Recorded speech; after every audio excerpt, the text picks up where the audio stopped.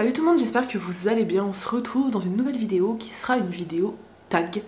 Donc c'est un tag Pocket Jeunesse, je sais pas pourquoi, c'est ceux que je préfère, en tout cas dans ceux que je trouve, voilà. Enfin en même temps je crois que sur la chaîne il y a deux tags, enfin il y aura deux tags, un que j'avais déjà fait il n'y a pas si longtemps que ça finalement, et celui d'aujourd'hui, et les deux sont des tags Pocket Jeunesse, voilà. Donc je crois que je les aime bien. Du coup celui que j'ai décidé de faire c'est 12 livres pour 2018. Donc voilà, donc j'ai simplement pris les questions, je me suis plantée devant ma bibliothèque et j'ai cherché 12 livres.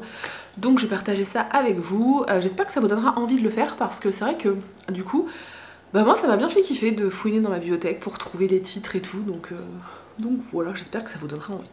Du coup je me munis de mon téléphone puisque j'ai les questions. Et j'ai ma pile de livres là. Et normalement, comme je suis une fille organisée, des fois, je les ai mis dans l'ordre des questions. J'espère que je me suis pas gourée, sinon j'aurais l'air un peu tarte. Voilà. Alors, du coup, moi je m'engage quand même, ces 12 livres. C'est pas le but du tag, mais moi je m'engage ces 12 livres à les lire dans l'année. Hein. C'est-à-dire que, voilà, faut que je les lise dans l'année qui arrive. Je pense que ça devrait pas trop poser de problème, j'espère, puisqu'il n'y en a aucun qui me rebute, donc ça devrait aller. Bref, on y va. Alors, la première question, il s'agit du livre le plus attendu de l'année. Alors très sincèrement, il y a beaucoup de titres que j'attends pour l'année 2018, beaucoup de suites notamment de sagas ou de choses comme ça. J'attends très fortement le tome 2 de Destiny de Cecilia Ahern. Je vous mets la couve là, c'est un livre qui sort demain. Enfin pour vous, il sera sorti hier, un truc comme ça, enfin bref. Mais voilà, qui sort le 7 février je crois, si je dis pas de conneries. J'attends vraiment trop avec impatience, je vais me retenir de l'acheter, comme ça je vais me le faire offrir par l'homme pour la Saint-Valentin. Mais voilà, il sort le 7 et je suis en ébullition. Et un deuxième livre que j'ai déjà en main, qui sort aussi en février, en fait c'est pareil, c'est une suite, c'est un tome 2 et voilà. Voilà. Donc c'est Un palais de colère et de brume de Sarah J. Maas. Donc c'est le tome 2 de Un palais de roses et d'épines. Je crois que c'est ça le titre en français. D'épines et de roses, je me trompe toujours. Donc chez La Martinière J-Fiction. J'ai eu un putain de coup de cœur pour le tome 1.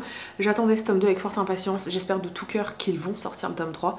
Parce que je serais vraiment très triste si j'avais pas la suite. Bref, donc voilà, je l'attendais avec forte impatience, il est entre mes mains, je devrais le lire cette semaine normalement, j'ai vraiment hâte, et il va avec mon t-shirt. La deuxième question, c'est de vous montrer, enfin de vous présenter un livre Pocket Jeunesse. Donc pour ça, j'ai choisi tout simplement le dernier que je me suis acheté, donc Le Gang des Prodiges, de Marissa Meyer, donc chez Pocket Jeunesse. Là, vous êtes sûrement en train de vous dire, si vous avez vu ma vidéo sortie livresque, quoi, mais t'avais dit que... Oui, je sais, j'avais dit que, mais je suis faible comme meuf.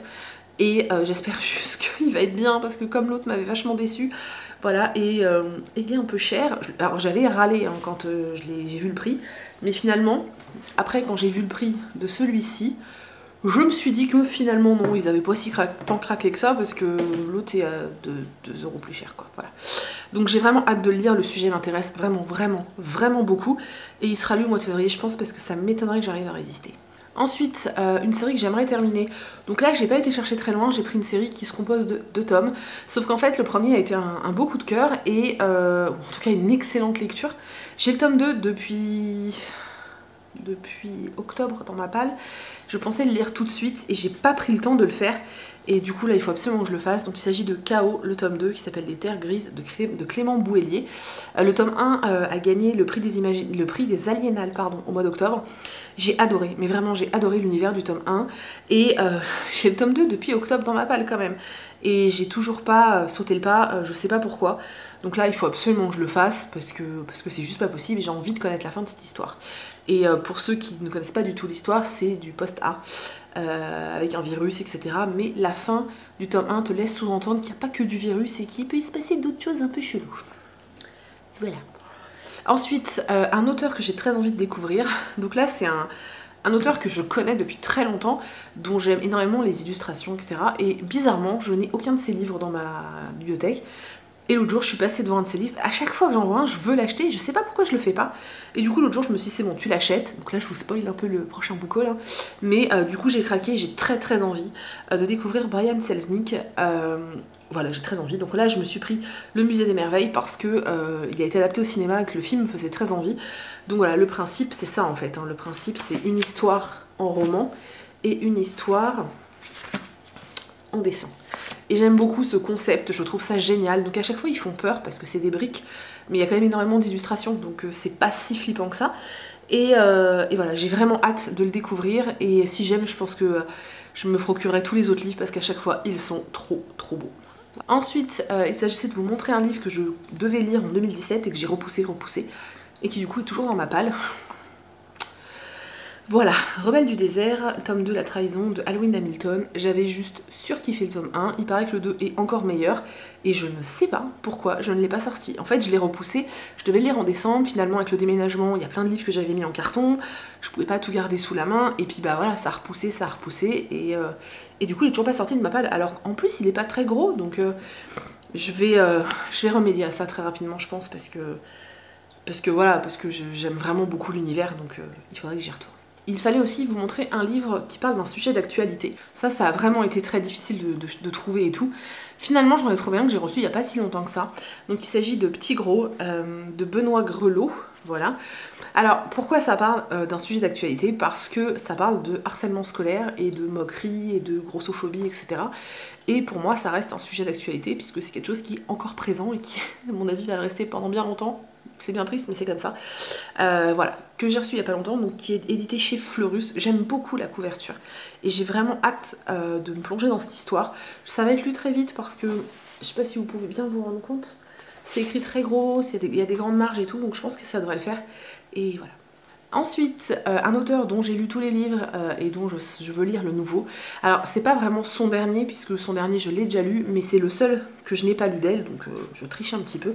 Donc il s'agit de Cindy Van Wilder, dont j'ai quasiment tout lu, il me semble, sauf Mulberry Tree, qui est sorti il n'y a pas longtemps, que j'ai pas lu, mais sinon j'ai tout lu, donc bah voilà, le seul qui me reste, c'est Les Outrepasseurs Férénusia, donc qui est le tome 4, entre guillemets, que je me gardais bien précieusement, parce que je sais qu'après je quitte l'univers, et voilà, mais j'ai très envie de le lire, donc je vais pas tarder, en fait, à me laisser convaincre, enfin voilà. Regardez-moi cette couleur, c'est tellement beau, j'adore. Ils ont fait un travail Gulfstream avec cette collection de livres qui est juste incroyable. Donc voilà, Les Outrepasseurs tome 4. Un livre dans mon genre de prédilection. Alors ça va peut-être étonner des nouveaux, parce que c'est vrai que mon genre de prédilection n'est sûrement pas celui auquel vous vous attendez, étant donné que je n'en lis plus beaucoup depuis un an quasiment. C'est pas que je n'en ai pas envie, c'est simplement que dans ma palle j'en ai presque plus, que c'est plus à la mode et que du coup j'ai beaucoup plus de difficultés à en trouver. Et je fouine un peu moins, j'avoue, mais c'est vrai que j'ai plus de difficultés à trouver des livres sur ce thème-là, puisque mon genre de prédilection, c'est les livres zombies. C'est-à-dire que depuis très longtemps, ce que j'aime le plus, c'est le post-A et le zombie. Et c'est vrai que j'en lis très peu en ce moment, d'ailleurs quasiment plus, et j'en suis bien triste. Donc voilà, celui que je pourrais vous montrer, c'est Tandis que le monde meurt, le tome 1, Les premiers jours, de Rhiannon Fraté, je sais pas. Que j'ai depuis un an dans ma pile à lire, voilà, et il faut absolument que je le sorte, surtout qu'il y a un tome 2 qui est sorti aussi, qu'apparemment il est juste génial, et j'ai très envie de retourner dans l'univers des zombies. Oui, ça peut paraître bizarre, mais en littérature, j'adore ça, mais vraiment j'adore ça, c'est vraiment, je suis complètement accro, voilà. Complètement. Ensuite, le prochain livre, c'est un livre qu'on m'a fortement conseillé. Donc il s'agit de Roseland de Nathalie Sommers, aux éditions Didier Jeunesse. En plus, le tome 2 est sorti. Hello me bassine avec ce livre. Elle me l'a d'ailleurs offert dans notre swap. Donc il serait temps que je m'y mette. La couve est vraiment très jolie. Et j'adore les livres avec des rabats comme ça. Je sais pas pourquoi, mais je trouve que ça fait plus fini. Voilà, donc apparemment c'est une histoire de monde alternatif avec une espèce de temporalité, enfin voilà. Moi j'avoue que je me serais pas tournée vers ce livre, je sais pas pourquoi, mais j'avais pas du tout envie de me tourner vers ce livre. Je suis désolée, j'ai les cheveux électriques, c'est très perturbant. Mais bon, je me dis pourquoi pas, et puis ça se trouve je vais juste adorer, putain ça me colle là. Ça se trouve je vais juste adorer, donc on verra bien, et puis bah de toute façon, voilà, il est dans ma palle, donc il faut que j'y aille. Rien qu'en voyant les livres, j'arrive à me souvenir des questions. Ensuite, il fallait que je vous montre un livre dont finalement je ne sais pas grand chose. Donc je vais vous parler de Le Club de l'ours polaire, le tome 1, Stella et les mondes gelés de Alex Bell. Alors, en premier lieu, quand je vous l'ai présenté dans mes sorties livresques du mois de janvier, je vous l'ai montré parce que la couve est juste... je crois que c'est un des plus beaux livres que j'ai vu. Il est tellement beau, franchement, il est sublime. Et non, il a très peu d'illustrations, mais il y en a un peu. Hop. Et en fait, au final, je sais rien de ce roman. J'ai pas voulu lire la 4e de couve. Je veux juste me laisser emporter par ça, en fait. Les promesses que me donne la couverture me suffisent et j'ai trop envie de foncer dedans. Donc voilà. Et j'ai fini par craquer et je me le suis acheté. Ensuite, un livre d'un auteur de ma langue, donc francophone. J'ai sorti un livre qui me fait super envie depuis très très longtemps. D'un auteur français que j'ai déjà rencontré d'ailleurs. Donc il s'agit le livre c'est Les Sous-Vivants de Joanne Elio, donc aux éditions Seuil. C'est une histoire post-A, j'avais très envie de découvrir ça. Et j'adore la couve aussi. Et ouais, c'est du post-A et j'ai très envie de découvrir ce livre. En plus, c'est un one-shot et puis... oui, c'est un one-shot. Et puis, Joanne Elio, je l'ai lu dans d'autres registres et j'avais très très envie de le découvrir dans ce livre-là. Et puis peut-être qu'il sera encore aux Imaginales, donc ça pourrait être l'occasion de parler avec lui de ce roman. Mais qui a l'air vraiment cool, il n'est pas très gros non plus, donc ça devrait le faire. Et du coup, le dernier livre, donc le 12e livre de ce tag, c'est un livre que j'ai déjà lu en 2018. Donc bon, pas très compliqué, on est quand même au mois de février. Hein. Donc j'ai décidé de jouer le jeu et de vous montrer un PKJ. Donc il s'agit de Warcross de Marie-Lou. Vous savez que j'ai adoré ce livre, j'ai trouvé ça vraiment génial.